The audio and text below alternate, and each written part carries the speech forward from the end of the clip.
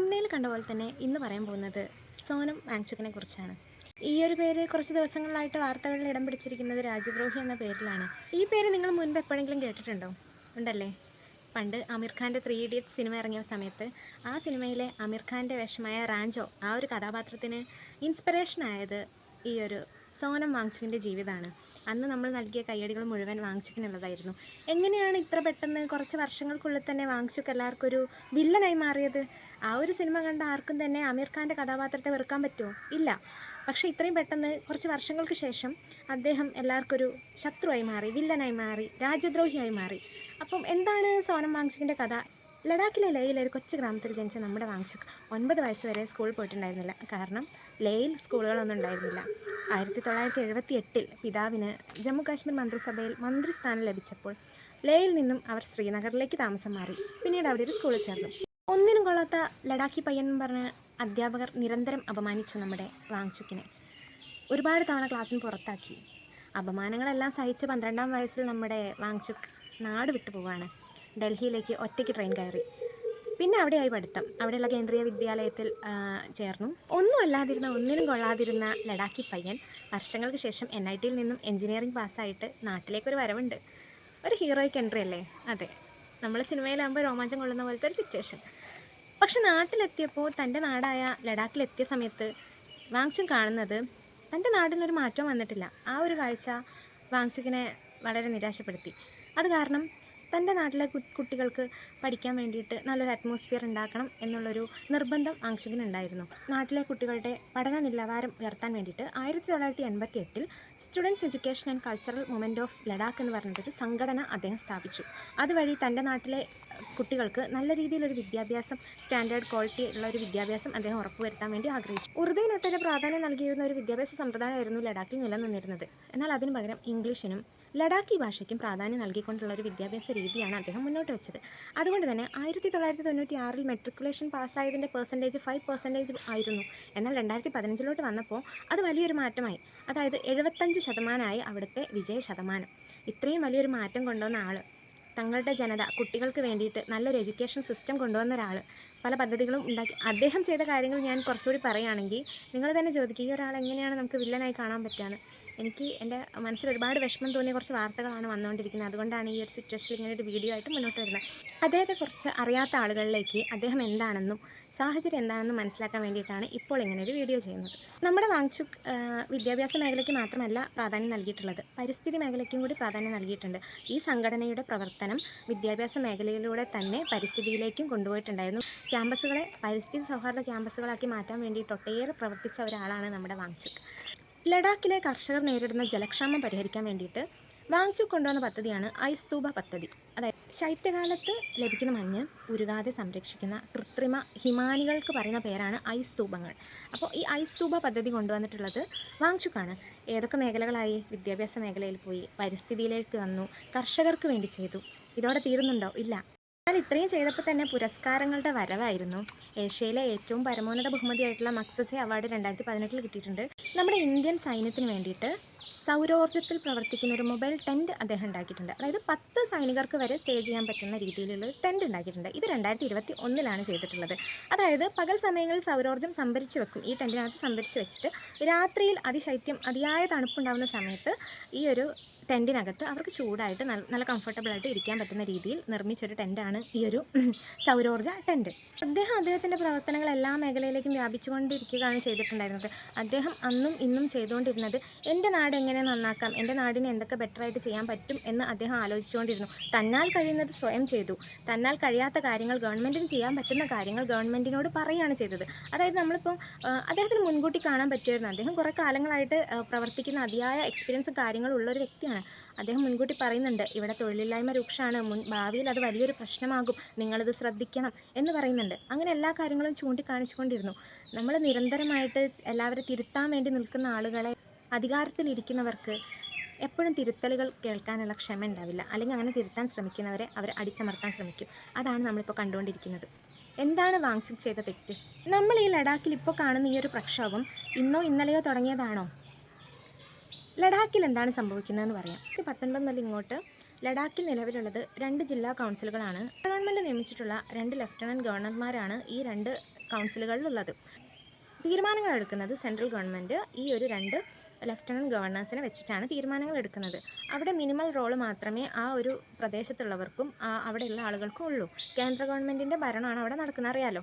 നമ്മളൊരു കേന്ദ്രഭരണ പ്രദേശമാകുമ്പോൾ കേന്ദ്ര ഗവൺമെൻറ്റിൻ്റെ ഭരണമാണ് നടക്കുന്നത്. എന്നാൽ തങ്ങൾക്കൊരു സംസ്ഥാന പദവി വേണം എന്ന് 4 വർഷത്തിലേറെയായി അവർ പറഞ്ഞുകൊണ്ടിരിക്കുന്നുണ്ട്. കാരണം അവർക്ക് അവരുടെ ഭൂമിയുടെ മേലുള്ളൊരു അവകാശങ്ങൾ കറക്റ്റായിട്ട് കിട്ടുന്നില്ല.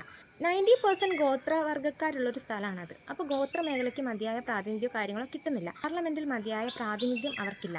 പാർലമെൻറ്റിൽ ലഡാക്കിൽ നിന്നും ഒരു മെമ്പറാണുള്ളത്. അങ്ങനെ കുറേയേറെ പ്രശ്നങ്ങൾ അവിടെ നിലനിൽക്കുന്നുണ്ട്. ജമ്മുവിന് കൊടുത്തിരിക്കുന്ന അത്രയും അധികാരങ്ങളോ അവകാശങ്ങളോ ലഡാക്കിന് കിട്ടുന്നില്ല. എന്തുകൊണ്ട് കിട്ടുന്നില്ല? എന്തൊക്കെ പ്രശ്നങ്ങളാണ് അവിടെ നിലനിൽക്കുന്നതെന്ന് നോക്കാം. ഒന്നാമത്തെ കാര്യം, നമുക്ക് സംസ്ഥാന പദവി വേണമെന്നാണ് അവർ പറയുന്നത്. കാരണം നമ്മുടെ കാര്യങ്ങൾ നമുക്ക് നേരിട്ട് നോക്കണം, നമുക്ക് സംസ്ഥാന പദവി വേണം എന്ന് പറയുന്നു. ലഡാക്കിലെ ലേ ജില്ലയിൽ ഭൂരിപക്ഷം വരുന്നത് ബുദ്ധമത വിശ്വാസികളാണ്. എന്നാൽ കാർഗിൽ നോക്കുകയാണെങ്കിൽ അവിടെ മുസ്ലിം വിഭാഗത്തിൽപ്പെട്ടവരാണ് അധികമുള്ളത്. ലേ ജില്ലയെ പ്രതിനിധീകരിക്കുന്നത് ലഡാക്ക് അപ്പെക്സ് ബോഡിയാണ്. കാർഗിലിനെ പ്രതിനിധീകരിക്കുന്നത് കാർഗിൽ ഡെമോക്രാറ്റിക് അലയൻസ്. ഞാൻ പറഞ്ഞതുപോലെ 4 വർഷത്തിലേറെയായി അവിടെ ഈ ഒരു സംസ്ഥാന പദവിക്ക് വേണ്ടിയുള്ള പ്രക്ഷോഭങ്ങളും പ്രതിഷേധങ്ങളും നടക്കുന്നുണ്ട്. ഇത്ര വലിയ രീതിയിൽ രാജ്യം മുഴുവൻ നോക്കിക്കാണുന്ന രീതിയിൽ ഒരു പ്രതിഷേധത്തിലേക്ക് അവരെത്തിയിരുന്നില്ല. സമരങ്ങളും പ്രക്ഷോഭങ്ങളും ഒക്കെ അവർ നടത്തിയിട്ടുണ്ടായിരുന്നു. അപ്പോൾ അതിന് നേതൃത്വം കൊടുത്ത 2 സംഘടനകളാണ് ഞാനിപ്പോൾ പറഞ്ഞ ഈ 2 സംഘടനകളും. വ്യത്യസ്ത തരം വിഭാഗങ്ങളെ പ്രതിനിധീകരിക്കുന്ന സംഘടനകളാണെങ്കിൽ കൂടി തങ്ങളുടെ നാടിൻ്റെ ആവശ്യം എന്ന രീതിയിൽ ഒറ്റക്കെട്ടായിട്ട് ഒരുമിച്ച് വന്ന് നിന്ന ഒരു കാര്യത്തിന് ഒരുമിച്ച് വന്ന് നിൽക്കുകയും കേന്ദ്ര സർക്കാരിനോട് നിരന്തരമായിട്ട് ഈ ഒരു ആവശ്യം പറയുകയും ചെയ്തിട്ടുണ്ട്. നമ്മളൊന്ന് ഓർത്ത് നോക്കുക, ഒരു നാട് അവരുടെ പ്രതിനിധികളെ വിട്ടിട്ട് നിരന്തരം ഒരു കാര്യം പറഞ്ഞുകൊണ്ടിരിക്കുക, നമുക്ക് ഈ ഒരു കാര്യം ചെയ്തു തരൂ എന്ന് പറഞ്ഞുകൊണ്ടിരിക്കുക. അപ്പോൾ അതൊരു 4 ഇയേഴ്സൊക്കെ അതിന് വേണ്ടിയിട്ട് വെയിറ്റ് ചെയ്തു. അത്രയും കാലം വെയിറ്റ് ചെയ്ത ഒരു ജനതയാണ് ഓൾറെഡി അവിടെ ഉള്ളത്. അങ്ങനെ നിൽക്കുന്ന സമയത്താണ് നമ്മുടെ വാങ്ചുക്ക് പറയുന്നത്, ഇത് ഇനി ഇങ്ങനെ പോയാൽ ശരിയാവില്ല, നമുക്കൊരു നിരാഹാര സമരം തുടങ്ങാമെന്നുള്ളത്. എല്ലാ സ്ഥലത്തും നമുക്ക് ക്ഷമയ്ക്കൊരു പരിധിയുണ്ട്, നമ്മുടെ ഒരു ലിമിറ്റുണ്ട്. ആ ലിമിറ്റ് കഴിഞ്ഞപ്പോഴാണ് അദ്ദേഹം നിരാഹാര സമരത്തിലേക്ക് എത്തുന്നത്.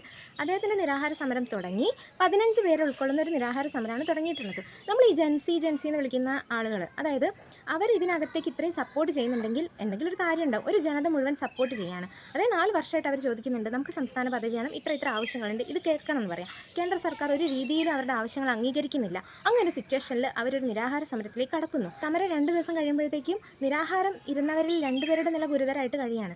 പോലീസ് ഇടപെടുന്നു, ലാത്തി വീശുന്നു, ഈ പ്രതിഷേധക്കാർ പോലീസിനെതിരെ തിരിയുന്നു. പിന്നീട് അങ്ങോട്ട് കല്ലേറായി, CRPF വാഹനം കത്തിച്ചു, BJP ഓഫീസ് തകർത്തു. അതൊരു സൈക്കിളായിട്ട് വരുന്ന ഒരു കാര്യങ്ങളാണ്. അതായത് നമുക്കൊരു ആക്ഷൻ ആൻഡ് റിയാക്ഷൻ എന്ന് പറയുന്ന പോലത്തെ കാര്യങ്ങളാണ്. പക്ഷേ ഇത് നടന്നുകൊണ്ടിരിക്കുമ്പോഴും വാങ്ചുക്ക് പറയുന്നുണ്ട്, നമ്മൾ കൂടുതൽ അക്രമങ്ങൾ അഴിച്ചുവിടരുത്. കാരണം നമുക്ക് കുറച്ച് ആവശ്യങ്ങളുണ്ട്. നമ്മൾ അക്രമങ്ങൾ നടത്തിയെന്ന് പറഞ്ഞാൽ നമ്മുടെ ആവശ്യങ്ങൾ ഇവർ തള്ളിക്കളയും. അത് കാരണം നമ്മൾ അക്രമങ്ങൾ നടത്തരുത് എന്ന് പറഞ്ഞ ഒരാളെയാണ് യുവാക്കൾക്കിടയിൽ പ്രതിഷേധ പ്രസംഗം നടത്തി മക്കളെ അക്രമത്തിലേക്ക് തള്ളിവിട്ടു എന്നാണ് വാങ്ചുക്കിനെതിരെ അവർ പറയുന്ന ഒരു പരാമർശം, ഒരു ആരോപണം. യുവാക്കളെ അക്രമത്തിലേക്ക് തള്ളിവിട്ടു. ജെൻസി ആളുകളുണ്ട്, കാണുന്നവരുണ്ടാവും. എൻ്റെ ചാനൽ പുതിയ ചാനലാണ്, എത്ര പേര് കാണുന്നറിയില്ല, പക്ഷെ കാണുന്നവരുണ്ടാവും. 35 ദിവസത്തെ നിരാഹാര സമരത്തിന് വന്ന വാങ്ചുക്ക് പക്ഷേ അക്രമം ഒരുപാടായിക്കഴിഞ്ഞപ്പം സമരം നിർത്തേണ്ടി വന്നു. 15 പേരുണ്ടായിരുന്നു നിരാഹാര സമരത്തിൽ. വേട്ടയാടിക്കൊണ്ടിരിക്കുന്നത് വാങ്ചുക്കിനെയാണ്. ഭരണഘടനയുടെ 6ാം പട്ടിക പ്രത്യേകമായിട്ട് കൊടുത്തിരിക്കുന്നത് ഗോത്രവർഗ്ഗക്കാർക്ക് പ്രത്യേക പദവികൾ, ആനുകൂല്യങ്ങൾ, കാര്യങ്ങൾക്ക് വേണ്ടിയിട്ടുള്ളതാണ്. 90% ആളുകൾ ലഡാക്കിലുള്ളവർ ഗോത്ര വിഭാഗത്തിൽപ്പെടുന്നവരാണ്. ഞങ്ങളെ ഭരണഘടനയുടെ 6ാം പട്ടികയിൽ ഉൾപ്പെടുത്തണം എന്നൊരാവശ്യം പറയുന്നു. ഈ ഒരു സമരത്തിലെ ആവശ്യങ്ങളാണ് പറയുന്നത്. അതിലെന്താ തെറ്റ്? ഗോത്ര വിഭാഗത്തിൽപ്പെട്ട ആളുകൾ 90%-ലേറെ ഉണ്ട്. അപ്പോൾ അവരെ ആ ഒരു പട്ടികയിൽ എത്തിക്കുന്നതിന് എന്താ തെറ്റ്? ഓക്കെ, നിയമപരമായിട്ടുള്ള കാര്യങ്ങളുണ്ടാവും. ഇല്ല, ചെയ്യില്ല എന്ന് പറയാൻ മാത്രമുള്ള എന്ത് കാര്യമുള്ള 4 വർഷത്തിലേറെയായിട്ടോ പറയുന്നത്. അപ്പോൾ അതിലൊരു തെറ്റുണ്ടോ? റീസെൻ്റായിട്ട് ലഡാക്കിലൊരു സർവേ നടന്നു. ആ സർവേയിൽ പറയുന്നത് ഈ ഒരു നമ്മുടെ നാട്ടിലുള്ള 26.5% ബിരുദധാരികൾ തൊഴിൽ രഹിതരാണ്. അവർ തൊഴിൽ ആവശ്യപ്പെടുന്നു. അവർ പറയുന്നത് സർക്കാർ നിയമനങ്ങളിൽ മെല്ലപ്പോക്കുണ്ട്, നമുക്ക് മതിയായ തൊഴിൽ കിട്ടുന്നില്ല, ആ ഒരു മെല്ലപ്പോക്ക് അവസാനിപ്പിക്കണം, ഞങ്ങൾക്ക് വേണ്ടിയിട്ടൊരു പബ്ലിക് സർവീസ് കമ്മീഷൻ ഉണ്ടാക്കണം എന്ന് പറയുന്നു. നമ്മുടെ നാട്ടിലില്ലേ സമരങ്ങൾ നടക്കുന്നില്ലേ? PSC നിയമനങ്ങൾ നടക്കുന്നില്ല എന്ന് പറഞ്ഞിട്ട് നമ്മുടെ നാട്ടിൽ സമരങ്ങൾ നടക്കുന്നുണ്ട്. 4 വർഷം സമരം ചെയ്യേണ്ടി വരുന്നുണ്ടോ നമുക്ക്? ഇല്ല അല്ലേ? അവർ 4 വർഷത്തിലേറെ സമരം ചെയ്യാണ്, എന്നിട്ടും അത് അംഗീകരിക്കുന്നുണ്ടോ? ഇല്ല. ഒരു പബ്ലിക് സർവീസ് കമ്മീഷൻ വരണം, യുവാക്കൾക്ക് തൊഴിൽ വേണം എന്ന് പറഞ്ഞത് തെറ്റാണോ? അല്ല, എൻ്റെ ഒരു നോട്ടത്തിൽ തെറ്റല്ല. ഒരു പാർലമെൻറ്റ് സീറ്റ് മാത്രമാണ് ലഡാക്കിനുള്ളത്. നമുക്ക് 2 പാർലമെൻറ്റ് സീറ്റ് വേണം, നമുക്ക് പ്രാതിനിധ്യം വേണം എന്ന് ഒരാവശ്യം പറഞ്ഞു. അത് തെറ്റാണോ? അത് തെറ്റായിട്ട് എനിക്ക് തോന്നുന്നില്ല. ഇത്രയുമൊക്കെ അടിച്ചമർത്താനും രാജ്യദ്രോഹികളൊക്കെ ആക്കാനും മാത്രം എന്ത് ആവശ്യമാണ് അവർ പറഞ്ഞത്? അവർക്കെതിരെ ഇപ്പോഴത്തെ ഒരു രീതി എന്ന് പറഞ്ഞിട്ടുണ്ടെങ്കിൽ തങ്ങൾക്കെതിരെ സംസാരിക്കുന്നവർ മുഴുവൻ രാജ്യദ്രോഹികളാണ്. അപ്പോൾ എല്ലാവരും അങ്ങ് അടിച്ചമർത്തുക. ഫസ്റ്റ് എന്ത് വരും? ED, പിന്നെ എന്ത് വരും? CBI. അപ്പോൾ എല്ലാം വന്നിട്ടുണ്ട് ഇവിടെ. തങ്ങൾക്കെതിരെ ആരോപണങ്ങൾ ഉന്നയിച്ചു. അതിൻ്റെ പേരിൽ വാങ്ചുക്ക് ഇപ്പോൾ നേരിടേണ്ടി വരുന്നത് എന്തൊക്കെയാണെന്നറിയോ? വിദേശ പണം കൈപ്പറ്റി, അതിൻ്റെ പേരിൽ ED റെയ്ഡ്, ED അന്വേഷണം. ഓഫ് കോഴ്സ് EDയുടെ കഥ ഞാൻ പറയുന്നില്ല. FCRA മാനദണ്ഡങ്ങൾ ലംഘിച്ചു എന്ന് പറഞ്ഞിട്ട് സംഘടന, വാങ്ചുക്കിൻ്റെ സംഘടന പൂട്ടിച്ചു, അറസ്റ്റ് ചെയ്തു. അവസാനം അതല്ലേ ചെയ്യാൻ പറ്റൂ. അങ്ങനെ ഇതൊക്കെ ചെയ്ത് കഴിഞ്ഞ് രാജ്യദ്രോഹിയാക്കി. പാകിസ്ഥാനും ബംഗ്ലാദേശുമായിട്ട് ബന്ധമുണ്ട്, പിന്നെ വിദേശ പണം കൈപ്പറ്റി, ഇങ്ങനെയൊക്കെ പറഞ്ഞിട്ട് അറസ്റ്റും ചെയ്തിട്ടുണ്ട്. പിന്നെ അതിലേറെ ആരോപണങ്ങളുണ്ട്. ഒത്തിരി ആരോപണങ്ങൾ ഉന്നയിച്ചിട്ട് അറസ്റ്റ് ചെയ്തു, രാജസ്ഥാനിലെ ജോധ്പൂർ ജയിലിൽ അടച്ചു. പക്ഷേ തങ്ങളുടെ സമരനായകനില്ലാതെ ഒരു ചർച്ചയ്ക്കും തയ്യാറാവില്ല എന്ന് പറഞ്ഞിട്ട് നിൽക്കുകയാണ് നമ്മുടെ ലഡാക്ക് ജനത. എല്ലാ വിഭാഗത്തിൽപ്പെട്ട ആളുകളും ഉണ്ട്. ഞാൻ പറഞ്ഞല്ലോ നേരത്തെ, ഓരോ ഭാഗം ഓരോ വിഭാഗക്കാർ റെപ്രസെൻറ്റേറ്റ് ചെയ്യുന്നുണ്ട്. പക്ഷേ വിഭാഗം ഏതായാലും മതം ഏതായാലും എന്താണെങ്കിലും എല്ലാവരും ഒറ്റക്കെട്ടായിട്ട് ഒരാൾക്ക് വേണ്ടി നിലകൊള്ളുമ്പോൾ ആ ആൾ രാജ്യദ്രോഹിയാണോ? ആ ജനതയ്ക്ക് മുഴുവൻ തെറ്റുപറ്റിയതാണോ? ആരൊക്കെ എത്ര മാനിപ്പുലേറ്റ് ചെയ്യാൻ നോക്കിയാലും സ്വന്തം ജനതയ്ക്ക് വേണ്ടിയിട്ട് വാങ്ചുക്ക് ചെയ്തിട്ടുള്ള സേവനങ്ങൾ ഇല്ലാതാവോ? നമ്മൾ ഇത്രയും കാലം കണ്ടിട്ടുള്ളത് ഒക്കെ ഫേക്കാണോ? വിദ്യാഭ്യാസത്തിനും പരിസ്ഥിതിക്കും രാജ്യത്തിനും രാജ്യത്തെ സൈനികർക്കും എല്ലാവർക്കും ഒരുപോലെ പ്രാധാന്യം നൽകിയിട്ടുള്ള ശരിക്കും ഒരു ജനനായകനാണ്. ശരിക്കും ഇവരൊക്കെയാണ് പൊളിറ്റിക്സിലേക്ക് വരേണ്ടത്. എൻ്റെ നാടിന് എന്താണ് ആവശ്യം, എൻ്റെ നാടിൻ്റെ പൾസ് എന്താണെന്ന് അറിയുന്ന ഒരാളെയാണ് ജയിലിൽ അടച്ചിരിക്കുന്നത്. ആൾക്ക് വേണ്ടിയിട്ട് ഒരു ജനത മുഴുവൻ കാത്തിരിക്കുകയാണ്, ഞങ്ങളുടെ നായകനെ വിട്ട് കിട്ടണമെന്നും പറഞ്ഞിട്ട്. ഒരു സിനിമ എടുത്താൽ മതി അങ്ങേർക്ക് വേണ്ടിയിട്ട്, പോരാ. ഇപ്പോഴത്തെ ഒരു സിറ്റുവേഷൻ കൂടി വെച്ച് നോക്കുകയാണെങ്കിൽ ഇതും സിനിമയാകാം അല്ലേ? വർഷങ്ങളായിട്ട് അദ്ദേഹം ചെയ്തിട്ടുള്ള കാര്യങ്ങൾ നമുക്ക് മുന്നിലുണ്ട്. കൺമുന്നിലുള്ളത് കാണണോ, വെറുതെ ആരോപണങ്ങൾ കേൾക്കണോ?